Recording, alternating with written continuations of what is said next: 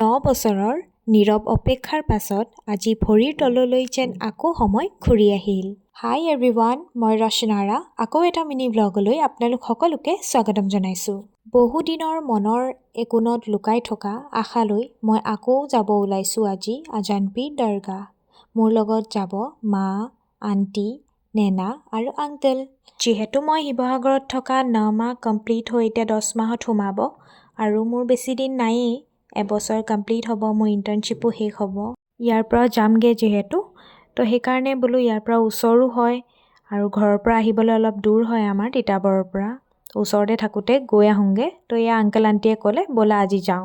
তো সেয়াই আমি এয়া আহি আছোঁ। দৰগাহখনৰ প্ৰৱেশমুখত ভৰি দিওঁতেই মনটো হঠাৎ হালকা হৈ পৰিল। যেন দুখ, ভয়, অপেক্ষা সকলো সেই পবিত্ৰ বতাহত বিলীন হৈ গ'ল।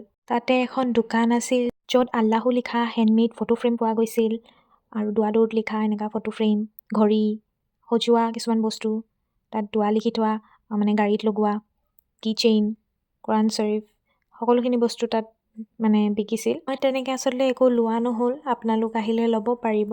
আৰু এটা কথা জানেনে, মোৰ বহুত বেছি ভাল লাগিলে সেইটো দেখি যে তাত সকলো জাতিৰ ধৰ্মৰ মানুহ আহিছে।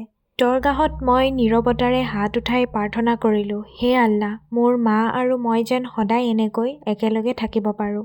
কোনোদিনে যেন জীৱনে আমাক বেলেগ বেলেগ পথলৈ নিনিয়ে।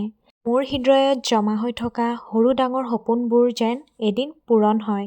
এইটোৱে আছিল মোৰ অন্তৰৰ একমাত্ৰ প্ৰাৰ্থনা।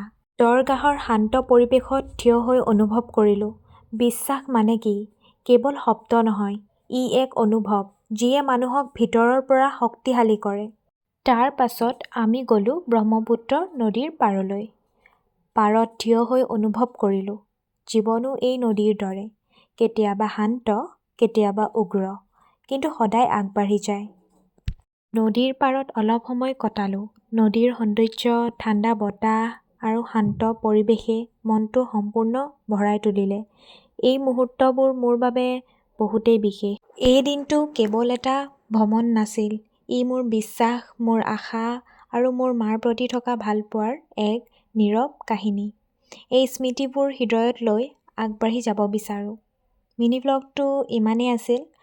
নেক্সট এটা মিনি ব্লগত আপোনালোকক আকৌ লগ পাম। তেতিয়ালৈ বাই বাই।